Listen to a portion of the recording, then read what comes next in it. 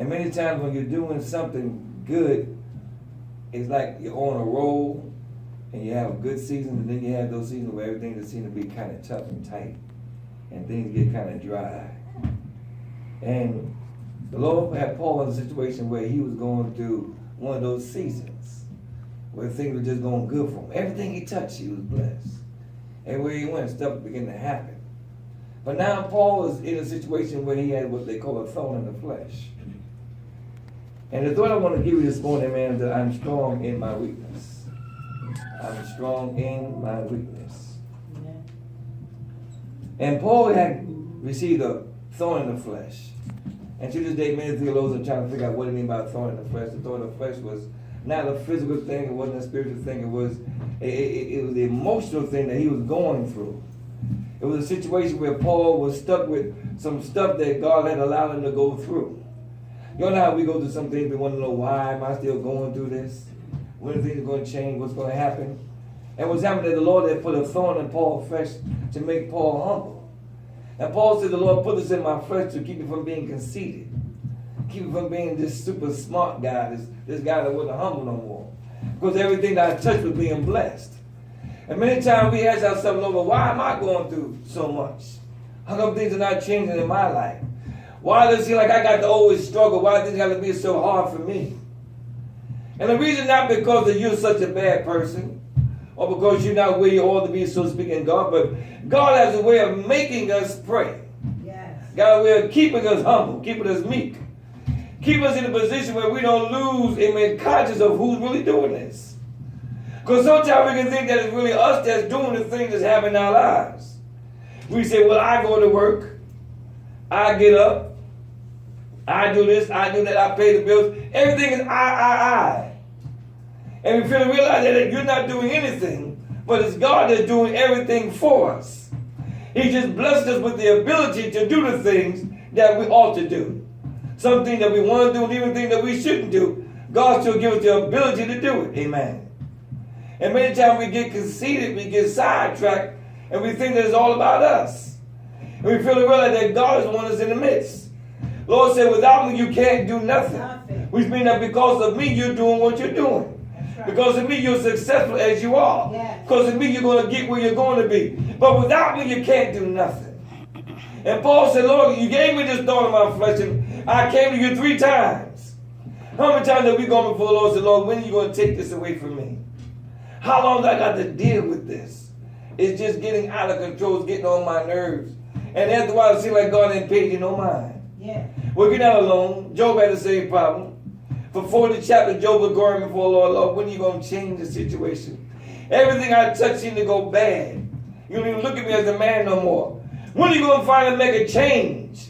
And the Lord said, well, you know what? I'm going to let you sit there because I'm trying to get you to understand that you don't recognize yet that what you're dealing with has nothing to do with you. It's really all about me, said the Lord.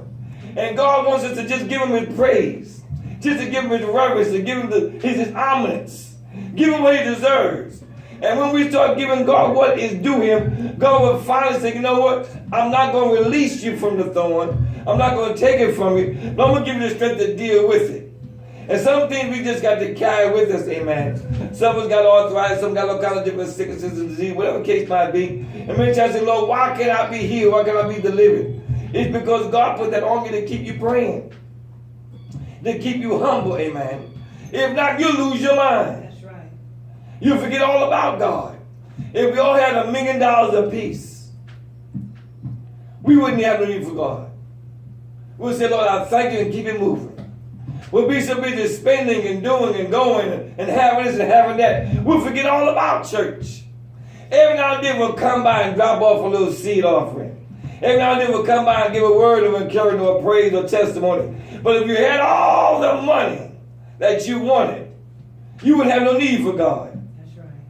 So the Bible says, I got to put you in a position where I can't give you all the money.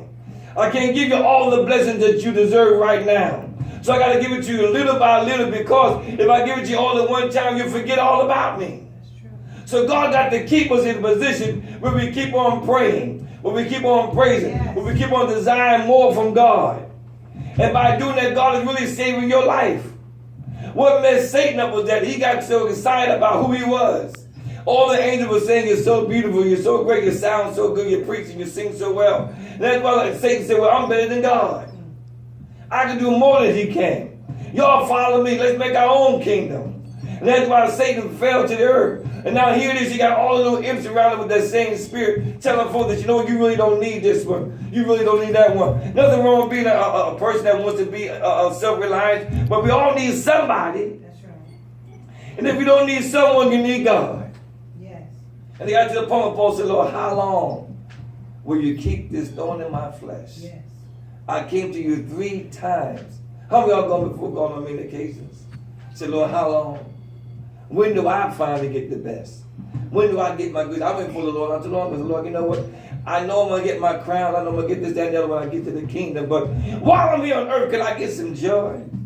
Can I get some of the goodies?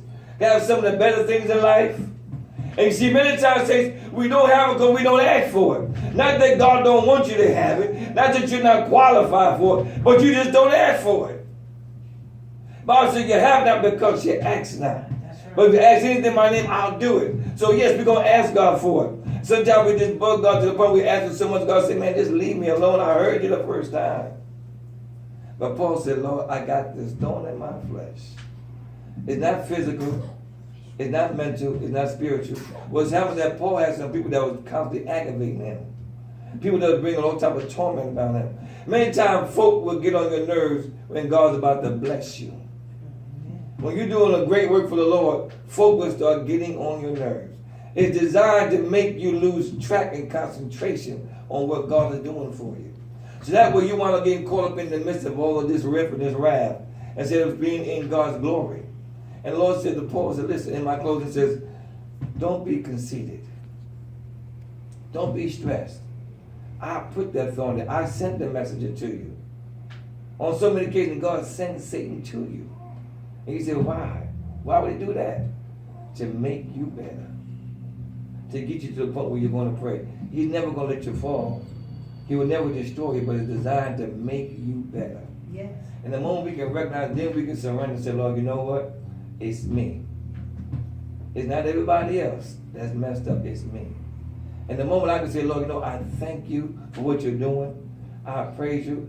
Paul said that I praise God in my infirmities. How many times do we say, Lord, I thank you for this headache? How many times do we say, Lord, I thank you for being broke? I thank you, Lord, I ain't got much food on my table. But we thank God for everything that comes big.